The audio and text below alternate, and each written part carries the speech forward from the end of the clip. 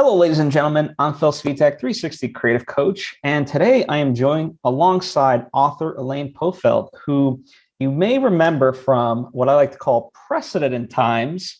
We did an interview together for the $1 Million One Person Business. That's a book that she wrote that chronicles, essentially, as the title implies, people who have a business that earns over $1 million that's basically run by themselves.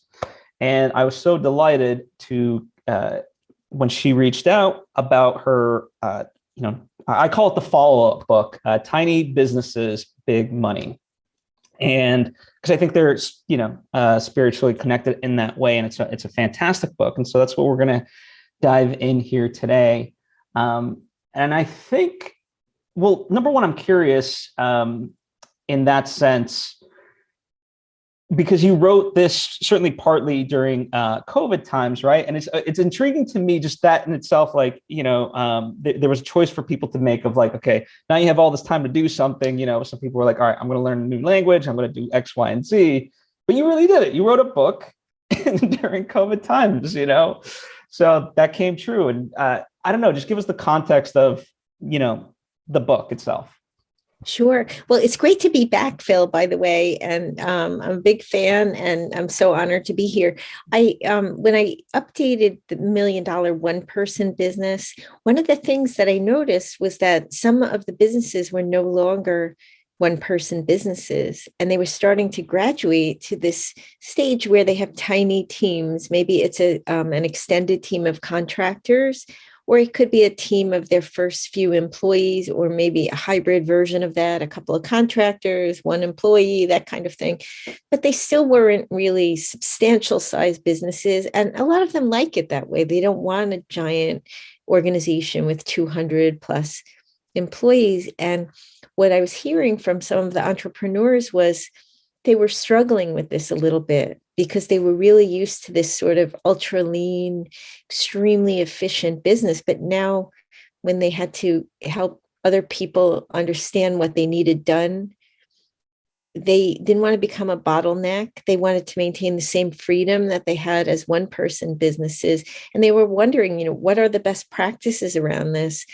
And so I started looking for businesses that were into that stage already and finding out how they were running their teams. And it's not our grandparents' version of building a team. A lot of it involves apps and automation and new ways of using contractors and managing people on Notion and never having meetings at all.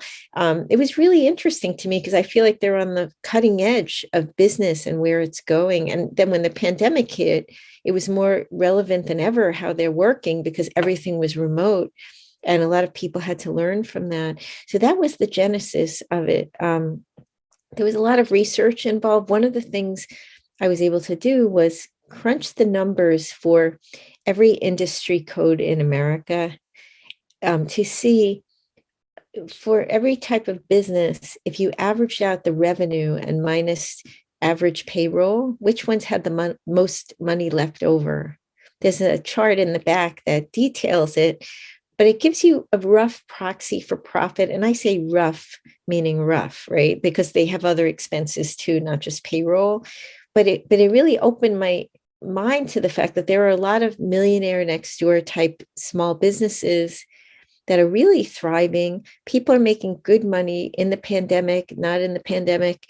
They're not always the sexiest businesses. There's things like wholesaling, but they don't have a lot of people working there. And there were some really interesting surprises. So I'll stop there for a moment, but that's basically how the book came about. Well, that's an interesting thing. Like you say, surprises. So what is that big surprise that came about for you? Well, it was some of the categories of businesses where people are doing really well. In the businesses with less than 5 employees, interestingly, the top business was casinos. I'm not recommending in the book that anyone start a casino, by the way, because I also did some subjective analysis with this book, but just in terms of the raw numbers. Number 2 is butter creameries. really interesting, right? Maybe there's Yeah. an artisanal craze ready to start once people read this. It's a heavily automated business. That's why. And there were a lot of niches that maybe people don't pay attention to, like business to business e-commerce was a very powerful niche. And that's one where I think the average smart person can get into it without having a lot of connections in it. It takes some legwork, but that's a big opportunity right now, right? With even, many offices still not back in the office. There's one entrepreneur in the book, Apurva Batra, who maybe you've come across on the entrepreneurship circuit. He runs a business called Flexible Pouches. He's 29 years old. And what he sells are those plastic bags inside of cereal boxes, pharmaceutical products. You don't even think of these plastic bags, right? Like you get to the product, rip the bag off, throw it in the garbage. But it's about a $3 million business. And he allows small and mid-sized manufacturers to buy directly from him through his website. Why through his website? He was going to trade shows initially, but he's a world traveler and he loves traveling. And if he's going to trade shows, he can't do that. So he wound up totally automating this business. Then he started adding people, and it's been a really great business for him during the pandemic. When you think about that, like how many boring products like that there are. I hate to diss plastic bags, but really, Yeah. no one really cares about them. But we need them, right? People need to buy them. And what he found was why small and mid-size, because the big companies already have their suppliers, and he didn't really have the financing. If Kellogg needed 10 zillion bags, he's not, as a 29-year-old, going to have the kind of bank financing and everything else to pay for that order up front. But with a small maker who needs maybe, 500,000, he can finance it. So I thought it was very instructive for people who say, oh, I'm not an innovator, I don't have a great business idea, of how just supplying something people need is very powerful and very empowering for people. Yeah, and that's always so fascinating to me because certainly the people I talk to, these are mostly artists, but they're always trying to figure out like some sort of side income, mostly like how to create passive income, and they try to reinvent the wheel on a lot of this stuff. And it's always fascinating because you don't have to, and more specifically as far as the book, I appreciate, even though you said you added some subjectivity within the writing.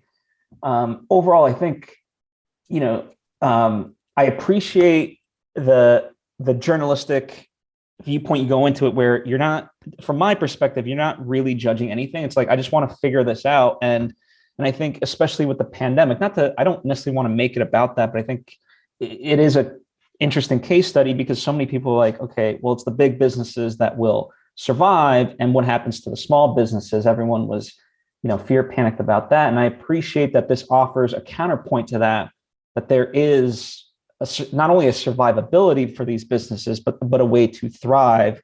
And within that is the framework to allow for that. I didn't write down their name, the Crossnet guys, right? That's their company. Oh, Chris Mead. Yeah. The opening. Yeah. Yes, the opening example. I thought it was just fascinating because they had, just to kind of recap it, they have this business in terms of, we'll call it the sports category. And then all of a sudden, as you write, it's the perfect social distanced activity for kids in school. And they lean into that, right? And so it's just about work. From my mind, it's about working with what's there. And I thought the book really presents that in a very articulate way. So I know that's not a question, but still. I thank you for saying that. I love their example because I learned so many things from interviewing them. I've interviewed Chris multiple times, and just for the benefit of anyone who hasn't read it yet, Crossnet is a volleyball game, but it's a four-way volleyball, like a four square, where the court has four quadrants. And what they did was they went to Walmart and they got two volleyball nets and they held them like that. And they're young guys. They're like, wouldn't it be sick to have this four-way volleyball game? It's a total free for all, and they had a lot of fun with it, and they tested it on themselves. and it's two brothers and their best friend. And then they got it into Shields. It's a Midwestern sporting goods chain, and in just a few stores, and it sold out. So then Shields wanted it for all their stores, and they built on that. Now it's sold online. It's sold in all these other stores. But they really, like, Chris was working as a salesman for one of the food delivery apps, and it was such a grinding job. He was taking the subway in from Brooklyn. He didn't like the job. It was all cold calling. And he would work on the subway. I mean, now it would be a little bit hard during the pandemic because everyone's so paranoid about germs and everything. But he would open up his laptop and he'd get home and he'd have a couple of hours after work and work on it. Now in the pandemic, people work from home, so they don't even have the commute. They can just like pop open their laptop after they took a break from work, start a business. And they did a lot of experimenting with it just on the resources that three people in their 20s would have just from their jobs. And that, I think that's very inspiring. Most of these people didn't have all kinds of funding. They just used what they had, but they stuck with it and they believed in their idea. And that business really, wasn't definitely a pandemic business. It started before that, but they did have that opportunity where schools were saying, we need a sport that kids can do. And the fact that it was divided into those quadrants, it was just so perfect. It literally physically spreads the kids apart. So it was like right place at the right time, but it still would have done well anyway, even without the pandemic. But yeah, I loved their attitude. I mean, I think one of the things that came out of the pandemic for a lot of people, because we see the great resignation, is a rethinking of risk. And I think people have really seen that jobs are not necessarily less risky than having your own business, because look at all the changes that happened in the economy, right? You could have had the steadiest job in the world, but if your industry got hit, what if you worked in the meetings industry, right? Live meetings. 2 years into it, it's not back, right? You work in hospitality, you work in restaurants. All these things are really steady types of businesses in normal times. But now we see, well, guess what? The universe had some surprises for us in store, and some of these steady things may come back, but we can't count on them being exactly how they were pre-pandemic. The other thing is there might be actual health risks going into your office, right? If you maybe you're in a vulnerable group and you have your office said back to work, and for some reason for health reasons, maybe you didn't get the vaccines. You just felt like this might trigger my medical condition, or whatever your unique situation is. You might say, you know what? This doesn't really work for me anymore. It's like more risky than it's worth. I have to commute on public transportation. I have to be in an office with people who might be sick. I'm stressed out. It's not good for my mental health. I'd rather start a business and take my chances. I think a lot of people are doing that. Plus, they also had an opportunity to see that they're really good at entrepreneurship, because most people won't really do what Chris Mead did, which is work on the business during their commute because they've got to change trains or they're in their car or whatever. So maybe they've had this idea cooking for years and years. Now they didn't have to commute. They tried it on the side. They're like, hey, nobody ever told me I was a good entrepreneur. Nobody in my family was an entrepreneur. No one in my family would even know if I was a good entrepreneur because they're all civil servants or something like that. It's just not their thing. Now they could see for themselves that they're good at it. I mean, 5 million people registered for new businesses last year, up from like 3 million in 2016. And it's just growing and growing. Every year it's growing. And I think people are getting proof of concept that they themselves can do it. I mean, the other thing is you're talking about creative professionals. And one example of a creative professional who embodies how this applies is Jenna Kutcher. She's a photographer. She created these online courses for photographers, pretty simple things, just how to take good pictures.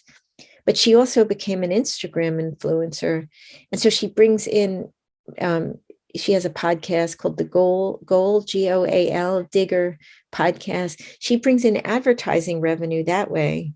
The course brings in money too, but she was able to create, I call it a souped up service business.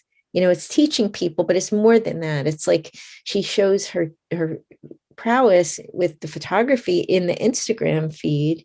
And she also connects with people through that. And she's got a multi-million-dollar business. She's a mother. I think she has 3 kids now. She just had a baby. She does it on her terms. She has a really nice lifestyle. That's possible. Like, we're just seeing so many ways that it's possible to build a 7-figure business now. And she has a small team. You don't have to do it all alone. But she still keeps her freedom. Yeah. So one of the things I'm always fascinated by, and as I pick up, what you're saying there, like, I love the idea that this highlights all the ways, because it's not just like 1 or 2 examples. The book is filled with examples after examples, and I love that because it showcases like this is possible. It's not just like one rarity, but can you speak to the idea of perseverance? Because as you mentioned, you've known some of these people for a number of years. And if anything, like for me, I always approach something because I know it's possible based on, what other people have paved the way for. But I also, I don't know what it is. Maybe it's just something inherent within me. I know it's also a long road, whereas some people that I see, they're almost like blindsided by it, of like, well, it's supposed to be easy. And it's like, no, you didn't read. Like, they started this in, like, let's say 2015, and they went through iterations. In fact, one of the quotes in the book is, people think their one idea is going to be a home run. It's rarely the case, and so it's having that persistence to, work on that and so stuff like that. So I'm just curious, like, in that sense, from a firsthand experience of knowing some of these people for longevity, what's that? I don't know, call it an X factor or whatever that keeps them persistent. Well, you know how Woody Allen always says, I think it's like 90% of the battle is just showing up. Yeah. It's consistency. It's a practice, really. I think of business, like this kind of a business, a lifestyle business, almost as a practice, like yoga or martial arts, both things that I love doing. And one of the things I found with both of those things, they're very different, but you go every day, and you can go for months and be working on something like the headstand or some move in martial arts, and you can't get it for some reason, like your body won't do it. Then one day you get there and you're like, I'm doing the thing, and you do it. And then you can do it from then on out. And I don't know how it clicks, but it's just the consistency of effort. But the joy and beauty of it is you never know when that day is going to come. Yeah. But if you don't come and try it, then the day will never come. But you have to be in it for the long haul and not just quick money, because most of these people have tried several things, as you point out, Phil. Jason Vandergreen, he runs a CAD design company that has about 40 different contractors that work for him. They're one of the examples of not having employees, but they function almost like employees because they're a team. And he has a little testing method that he uses, which is, if he has an idea, he actually had done an app. It was like, he loves cool sunglasses, and he decided to create this shopping app for sunglasses, and he spent like $29,000 on it. And then it turned out there were like other ones on the market he didn't know about, and it was too competitive, and he wasted all his money. So he didn't want to do that again. So instead, now he gets a website from GoDaddy, like in the first, like for 30 days, it's like, I don't know what the price is. It's really cheap. And he puts up some sort of sketch of his idea, and then he drives traffic to it with an ad on Facebook to see if anyone goes there and orders what he's planning to sell. And if he gets no orders, then he just shuts it down without spending any money on it. And he just has a practice of non-attachment. Sometimes you can be like, I'm going to make this work no matter what. And you just know in your heart, like, it's worth it. Even if no one's paying attention, you're just going to advertise the heck out of it until you find the right buyer. Sometimes there's cases like that, but other times it's like you fall in love with an idea, but if the market isn't ready for it, no one cares about it but you. There's some fatal flaw you're not aware of, like with his sunglasses app. And they know how to strike that balance between those things and realize, like, okay, the market has spoken. Yeah. and either I'm going to go ahead with it and just risk my money, or I don't want to risk it because nobody wants this thing. I'll move on to the next thing. And that's a big part of it, but that's also part of the showing up. I actually like, I kind of analyzed, I interviewed about 60 entrepreneurs for the book, and I analyzed the mindsets that people have. And the way I defined it, and people might draw their own conclusions from the stories, is these folks are ready and willing to define their own future. They look at risk through a different lens. Anthony Coombs is one of the entrepreneurs. He runs Splendies, which is a box company, kind of like Birchbox, but women, it's plus size lingerie. And he found there was a gap in the market. And he's a serial entrepreneur. He's done all kinds of different businesses. He sold mosaic tiles. He was selling cars online. This is his latest thing. And he said, what is a greater risk, to put my future in the hands of a company owned by someone else or myself? I'd say working for someone else is a much greater risk. That's his mindset. They're willing to learn as they go along, not have all the answers going in. They prepare a financial base so that they have some runway. They, maybe live on spousal income, or they save money, or maybe they do a little credit card financing, but not too much that they're going into terrible hock. And really, it is the willingness to keep showing up until they figure things out. And even if they figure it out and it all tanks in the pandemic, then they keep figuring it out. I think it's like this combination of things that when it's embodied in one person, it's very powerful. You don't have to be Elon Musk. You have to have that kind of determination and consistency. Yeah, and that's what I appreciate. I think it's Seth Godin who talks about this, of just forming an identity, right?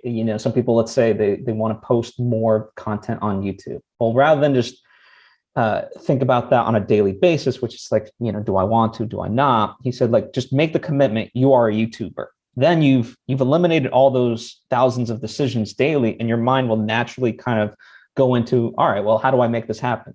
Okay, I don't have a lot of time, but okay, well, here's a pocket of time, and I'll just shoot this quickly on my phone and upload it, whatever it is, right?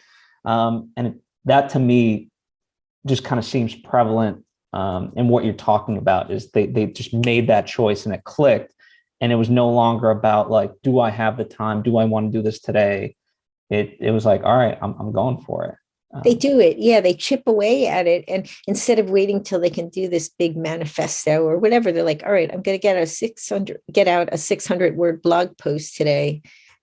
And that's going to be my content effort for the week. And then they actually do it. Execution is important, right? And sometimes you have to put things in your calendar. That's one thing I find, even as I do ghostwriting, and I do a lot of writing coaching, and people sometimes, I'm working with them and they're like, Elaine, I didn't do the writing. And I said, did you put it in your calendar? Is it in there, or are you saying I'm going to write sometime on Tuesday? Because if you say I'm going to write sometime on Tuesday, it won't happen because we're all so busy, things come up. But if you say I'm going to write on Tuesday from 5 a.m. to 6 a.m. before everybody in my family is up, before I have to go to work, same thing with the business. If it's in your calendar, you will do it. And I think a lot of these folks have hacks like that for making sure that they move things forward. They might ask themselves, okay, what is the one thing I can do this week that will move me towards this goal of being a YouTuber or whatever they are?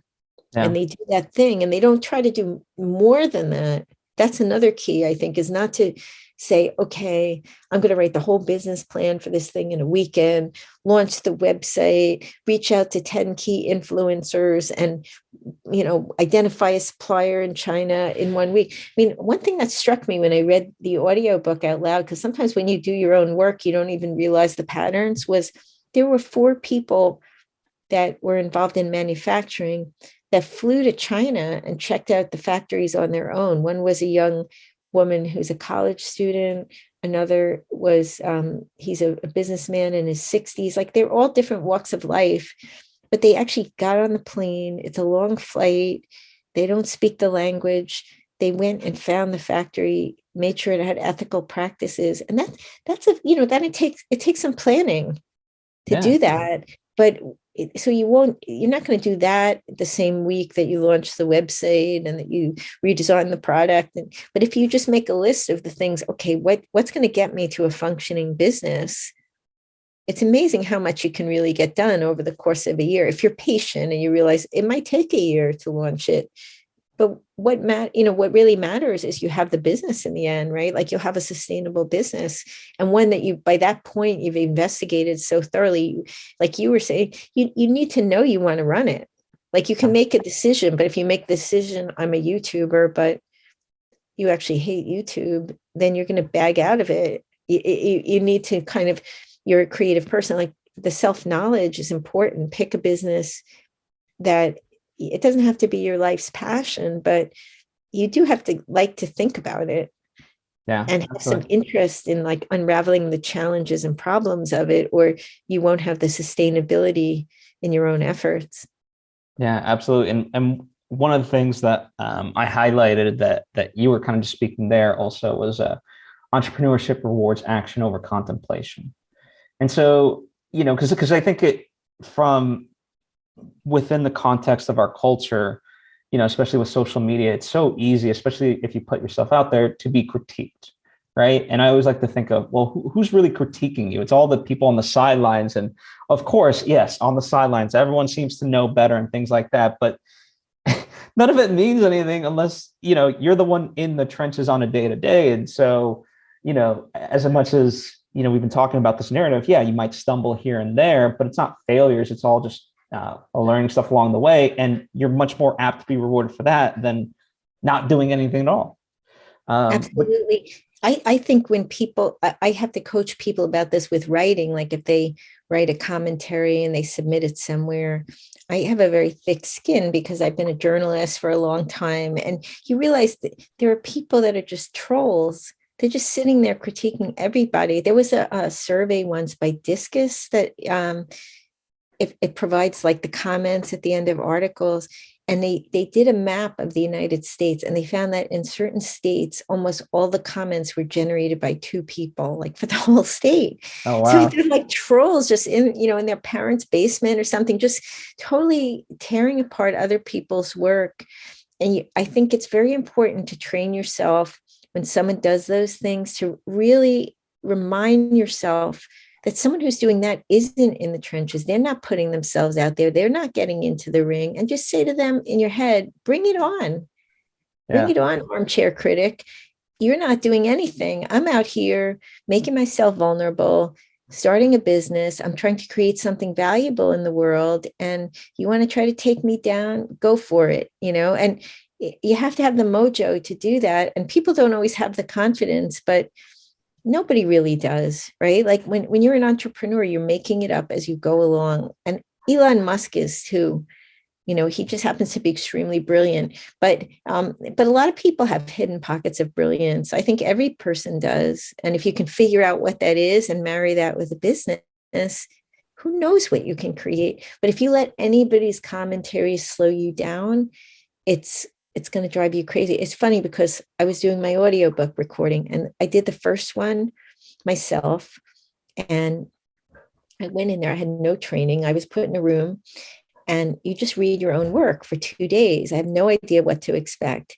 And so I read the feedback, like from some of the reviews, people like, she has a monotone, her voice is too weak, blah, blah, blah. And I'm reading it. I'm like, oh God, it's like each one is a knife in my heart.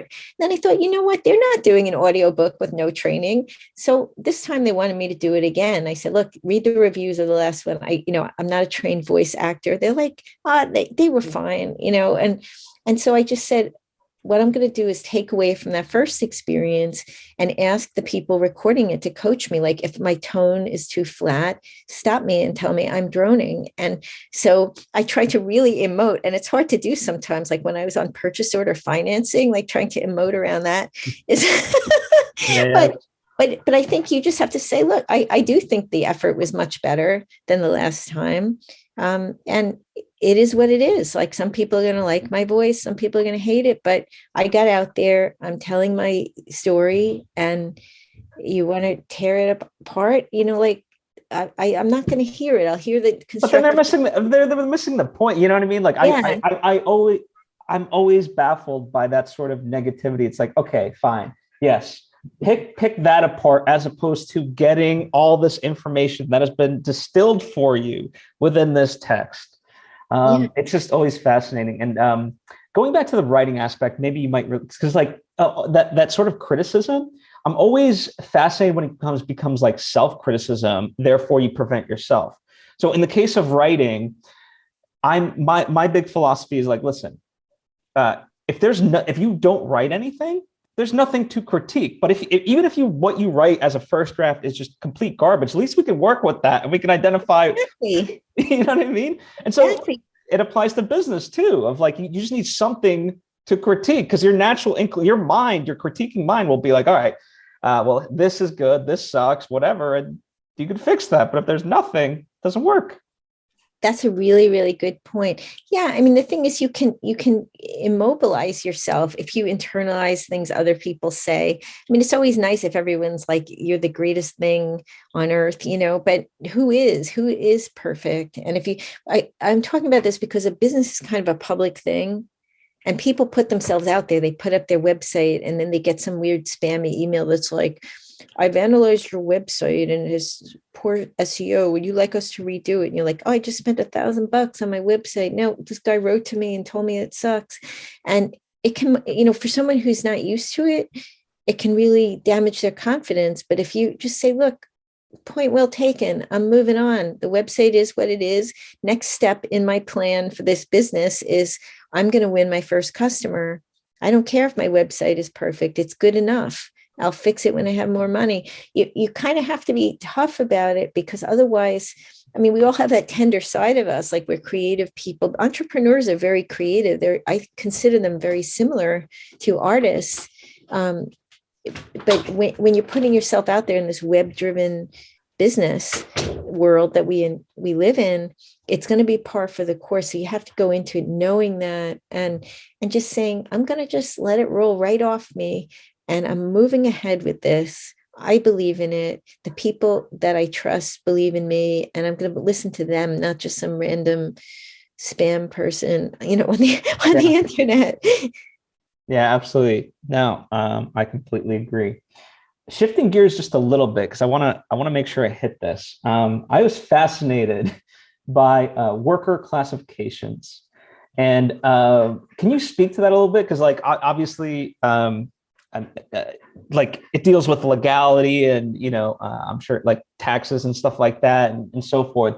So I want to make sure like people know this, because it I don't want to say blindsided me, but I didn't know about that, and I'm sure most people don't even know what the heck I'm talking about. So I just want to spend a little bit of time on that.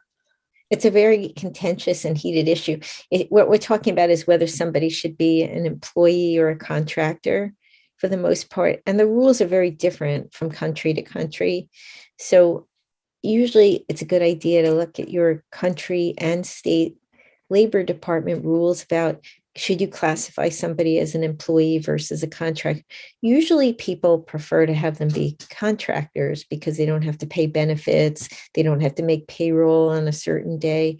But if somebody is basically performing work that would be salary, like maybe hourly work, or you control their location of work and how they do the work. Basically, you're kind of driving things rather than you just handing off like your monthly SEO work to an agency. Then often they do have to be employees, and you can get in trouble with the labor authority. So it's important to understand that. Where it gets a little bit gray is some entrepreneurs are working with folks who are overseas, and the laws are different. So maybe somebody who would have to be an employee in the United States, if they're in the Philippines, maybe they don't have to be. It's a good idea if you're working with people on any kind of regular basis, spend a little bit of money to do a consultation with a labor attorney. There's a lot of attorneys on places like Upwork where you can ask a quick question. It might cost you like $100 or $200, but it's better than having to pay a fine. Like 2 years later, the person was supposed to have been an employee, and now you haven't paid any of the taxes or anything else. The other side of it is when someone's an employee, like say you are relying heavily on them and they're working for you 40 hours a week, you may want to give them that stability. Maybe they don't want to be a contractor. Maybe they prefer to be on payroll. And maybe you're going to get benefits in your company, maybe buy group health insurance or something like that. Maybe you'll decide at a certain point, I want that because I want the person to stay here. And if they're a contractor and they work for other clients, maybe one of the other clients will offer something better than what I'm currently offering. A lot depends on your employees too. Like I'm a contractor for a number of places. I like being one. I like having my own business. I like working for multiple people. So having conversations with people about what they want is important. But the bottom line is what they want and what you want doesn't matter as much as the law. Yeah. So that's where, I mean, also trade associations, like if you're in the freelancers union or places like that in almost any industry can give you guidance and it won't cost you a lot of money. They may have articles on their website about it. And it changes all the time. Like there was in California, the whole law AB5, remember that? Yeah. Where they made it so strict as to who has to be an employee. And a lot of freelancers were complaining about it because what happened was it made it too expensive for the employers to hire them. And some people were being forced to be on payroll when it made no sense. For instance, musicians, people who would play a gig in a bar. Now, that law was at one point saying they have to be put on the payroll of the bar. But of course, they're musicians that play all over the place. Why should they be an employee in the bar? It just, so they had a fight about that. There were a lot of industries fighting against it. And it's something where it can really mess up your work life if you're in a state that suddenly says you have to be an employee in almost every situation, because it doesn't make sense in certain industries. And so there are a lot of freelancer groups that are fighting these things because usually those laws are passed by people in government who mostly only have experience with employer-employee relationships. And they assume that everybody wants that. They're not always familiar with the diversity of reasons why people like to be self-employed. Like in the pandemic, I mean, look at how unstable the schools were, right? So all the working parents, you have like a job that says you have to be there from 10 to 6. I mean, that's just, I have 4 kids. I don't know how people make it through with jobs, because suddenly there are school cancellations. Suddenly your kids are doing online school with no notice whatsoever. You have to be able to handle your other responsibilities. People with disabilities, older people who face job discrimination. A lot of times a contract type career is much better for them because they'll never get hired on payroll. The companies will never admit it. They don't want to hire people over 60 or over 55 or whatever, like in tech. Think about that. If you look at some of their reports on demographics in the workforce, it's an absurdly low percentage of people above a certain age. So what do those people do when they still have a mortgage and kids in college? There's a lot of reasons to be vigilant about this stuff. And I think freelancers are, because they want to be able to keep working. Yeah. No, and that was a lot. So, I knew it was important. So thank you for sharing that. Speaking to you kind of mentioned Upwork. I want to highlight some of the other tools, and perhaps I'm also curious just from that perspective of how many tools you kind of knew ahead of time, which ones you learned along the way, like just throwing out something that I wrote for myself, speakersu.com, pickfu.com, text180.com. Those were like my new ones that I was like, ooh, I've never heard of these. So yeah, just I'm curious as like, because that's what I like, the book itself, and in the spirit of which it's formulaic in that way, because people can take it and apply it to their life, and I love that. So yeah. There were a lot of new ones. I didn't really count up how many were new to me, but like the section on Tiffany Williams, one of the entrepreneurs, she had a lot of different ones she uses, like Canva. She had some of the ones that you mentioned to run her business, where she actually teaches. It's called Rich Girl Collective. She teaches women how to start businesses, and she has a team of contractors, and she was starting to hire employees, and has automated a lot. in the business, I ask pretty much all of them to share the tools that they use, because they're all in different industries. And once you know these tools, you have to test them out and see, do they work for you in your industry, right? Because what works for her might not work for somebody who is a wholesaler of corn or something like that. Yeah. But what I hope is that as people go along, they're going to be highlighting the book, and they're going to find some new hidden gems that were new to them and start testing them out and using them, with the goal of freeing up 1 day a week using automation. Because if you can get back 1 day a week, think of what you can get done in 1 day. It's amazing. Even if what you get done is that you refresh yourself and like you go to the gym and have a long leisurely brunch with a good friend, it's time you got back. That's one of the things that I thought was interesting in the section called Set Yourself Up for Success. This was the thing that people had a lot of questions about. They wanted to know how people are running these businesses lean, but still with some people. The first category I looked at was the fully automated business. And I know I talked about building tiny teams, but before you really get to the point of even adding the first person, you should exhaust automation. And the entrepreneur who did that, his name is Rajesh Srivastava. He's a tech guy, so obviously he's got an edge over a lot of us with tech, but he sells these reports for financial traders.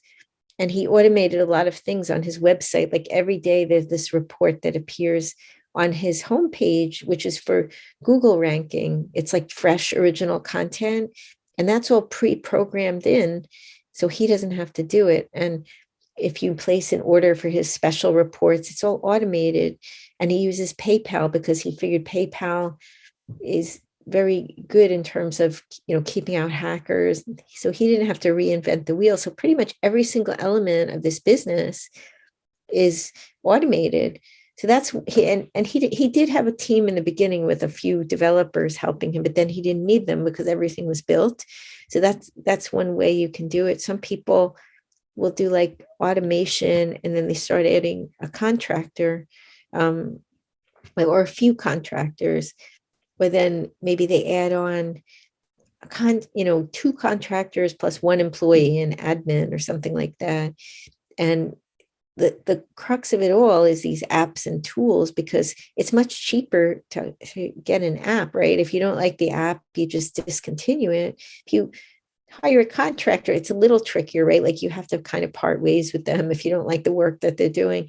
An employee is like a formal process. Like you've got to lay them off.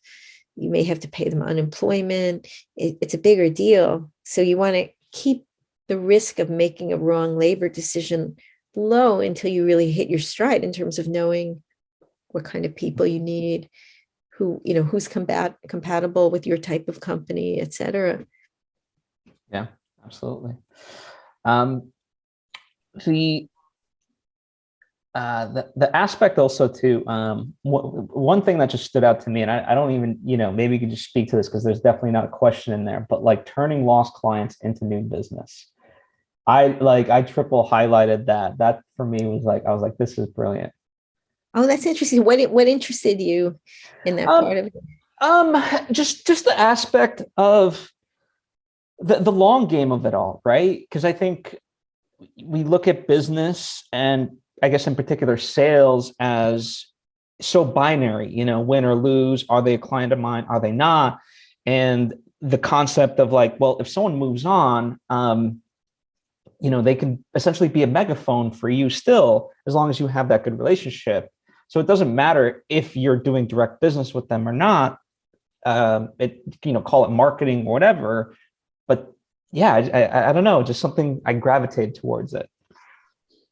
Well, I think with one of the things I noticed with a lot of the entrepreneurs in the book, like James Taylor uses Entreport, there are a lot of people investing in higher end CRMs.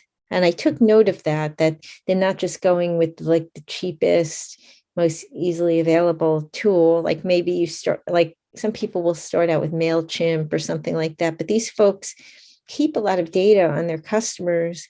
And then if somebody moves on, maybe they'll reach out and send out an email like, we noticed we haven't heard from you for a couple of years, or, we've reintroduced such and such product or service.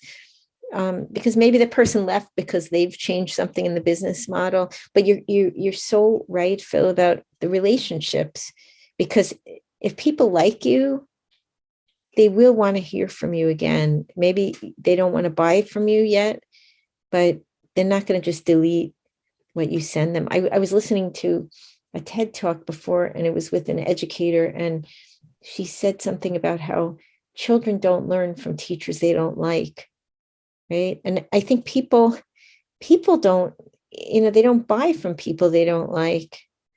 Yeah.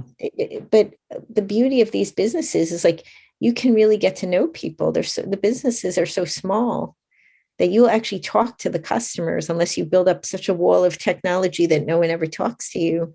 And that allows you to form those relationships where, like, 5 years from now, somebody is singing your praises. I mean, I know even with my ghostwriting, sometimes I spend a lot of time talking to people, and I don't really want to take on somebody who's not ready to write a book. It's kind of like buying a house or having a baby or getting married. It's like that big of a deal to do a big project like that. So I would never want to take on someone who's like, I could take it or leave it. It's just that's not the right timing.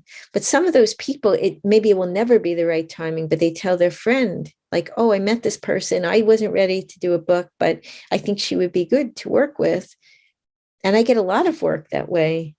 And so I think if you go into these conversations feeling like, I don't know where this is going to lead, maybe nowhere, maybe we'll just become good friends, or who knows, maybe like we'll never talk again, but I'm going to give it my best. I'm going to be helpful to this person as best I can. I mean, you can't spend 10 hours with them, but you could spend an hour with people. You really don't know where it's all going to lead, but making a good impression and being of service is always good. Yeah, no, absolutely. And I mean, my big like philosophy in that is people will often like contact me like, hey, are you available to do X, Y, and Z? I'm like, I can't, but I immediately send them like 10 people that I think would be a good fit. It doesn't, like I said, I mean, it doesn't hurt me because it's not like I could do that anyway. So yeah, I just find that fascinating. I So think it's good karma too. You probably created a lot of karma around your business just to be a little woo woo about it, like just a positive energy. Like if you're a helpful person, it just creates a good business community. It probably the people that you work with will work with each other well, and it's only a win for everybody. yeah, I mean, it's at the end. Yeah, I don't ever look at anything as a win-loss situation, like just because someone else win. To me, there's opportunity for all of this stuff. So that's the way I look at it. Before we wrap up, is there anything that you want to highlight about the book to people? And for those listening right now, like we've kind of, as we've jumped around in a lot of ways and all that, but the book is just incredible and distills this down into not jumbled thoughts like my line of questioning. So February 8th is when the book comes out, correct? It's actually been moved to February 15th due to Gotcha. the global paper shortage. But Gotcha. it's coming up. There's a couple of key things I just did want to mention. The categories. I had mentioned that I combined my census research with the interviews that I did to come up with some conclusions about which industries would be best for the average smart person to think about. And the top ones were e-commerce, the souped up service business. Remember Jenna Kutcher, the photographer, manufacturing, because now using Alibaba and other tools, you can be a manufacturer from your living room. And one entrepreneur in the book, Jeffrey Stern, that's what he does. He makes the voice boxes for those bears in Build-A-Bear Workshop and in greeting cards. And it's about a $4 million business. He's gone back and forth between having employees and contractors. But manufacturing is wide open for inventors. Wholesale, like Apurva Batra, the guy with the plastic bags. Financial services. There are a lot of people that work in banking and fields like that have an idea for a really great app. And if you know your way around the banking world and compliance and all that stuff, you can be quite successful. transportation. One of the women in the book, Janine Iannarelli, sells private jets, and it's a commission-based business. It's a really great business. And then construction, home building is really hot. I have one entrepreneur in the book, Wade Heiner, at Destiny Homes. They make more affordable family style homes that are like in the $200,000 to $300,000 range. And they found a real niche with that because there's a lot of young couples who are not going to be able to afford like a $600,000 home.